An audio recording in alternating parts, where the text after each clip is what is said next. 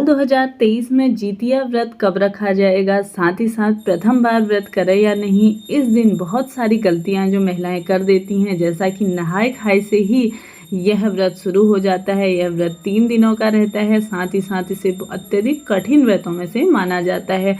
3 दिन का यह निर्जला व्रत माना जाता है, जैसा कि इसके साथ ही साथ महिलाएं अपनी संतान सुख, संतान की लंबी उम्र और पुत्र प्राप्ति के लिए यह व्रत करती हैं। इस दिन जैसा कि कुछ विशेष जानकारियां आप सभी के लिए इस वीडियो में लेकर के आई हूं, तो वीडियो में बनी रहिए। साथ ही साथ जितिया व्रत की शुरुआत सप्तमी तिथि से हो जाती है और इसका समापन पारण के साथ ही नौमी तिथि के दिन किया जाता है। जितिया व्रत अश्विन मास की कृष्ण पक्ष की तिथि को रखा जाता है। अष्टमी की तिथि पर इस दिन पूरा दिन निर्जला रह करके इसका व्रत किया जाता है।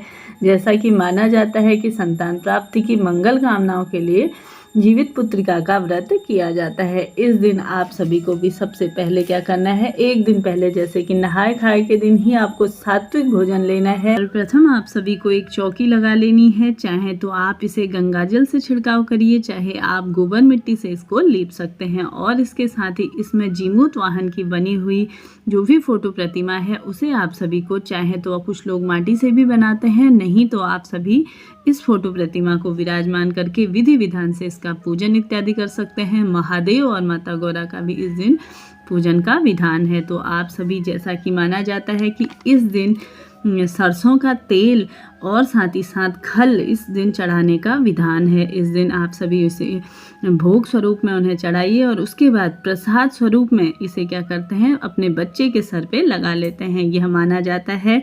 तो साथ ही साथ अब जान लेते हैं कि इसका शुभ मुहूर्त क्या रहेगा।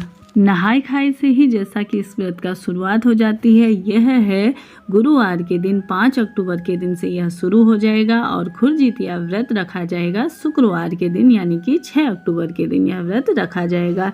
साथ ही साथ अष्टमी तिथि प्रारंभ हो रही है 6 अक्टूबर को ही सुबह 6:34 से और अष्टमी तिथि समाप्त हो रही है 7 अक्टूबर के दिन 8:08 पे यह समाप्त होगी। जैसा कि शुक्रवार 6 अक्टूबर के दिन ही खुरजितिया व्रत का रखा जाएगा। इसके साथ ही कुछ महिलाओं के यह भी प्रश्न आ रहे हैं कि दीदी हमें नई साड़ी बनानी है या हम पुरानी साड़ी से ही इस व्रत को कर सकते हैं। तो ऐसा नहीं है। आप सभी को, जैसा कि श्राद्ध पक्ष चल रहा है, आपको नए वस्त्र बनाने की ज़रूरत नहीं है। पुराने वस्त्र ही, जो साफ सुथरे और धुले हुए वस्त्र हैं, कुछ गंगा जल का छिड़काव करके आप उन्हें पहन सकते हैं। तीज त्योहारों में पहने हुए वस्त्र पहन सकते हैं, पीरियड इत्यादि में पहने हुए वस्त्र ना पहने। साथ ही साथ जैसा कि कुछ ऐसी विशेष तिथियों में, जैसा कि पूजन इत्यादि में आपने जो कपड़े धारण किए हैं पहले से, जो साड़ियाँ आपने करी हैं, उन्हीं को आप पहन सकते हैं। उसमें कुछ गंगा जल का छिड़काव कर लें। हाँ, हमेशा ध्यान रहे कि पूजा पाठ के दिन आप सभी को पीले, हरे और लाल वस्त्रों का चयन करना है।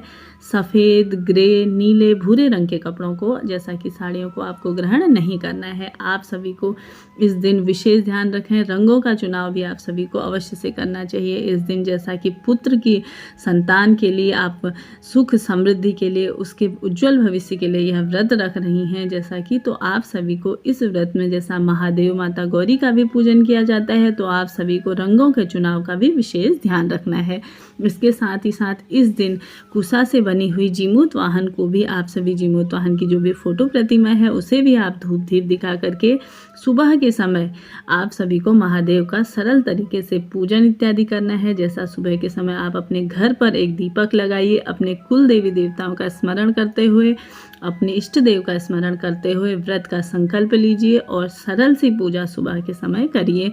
साथ ही साथ शाम के समय, प्रदोष काल के समय इसकी विशेष पूजा का विधान है। इसके साथ ही अब कुछ लोगों के यह भी प्रश्न आ रहे हैं कि इस साल जैसे मलमास लगा हुआ था सावन के महीने में, तो अब नया व्रत शुरू करें या नहीं करें। तो ऐसा नहीं है, मलमास तो पूर्ण रूप से समाप्त हो गया था।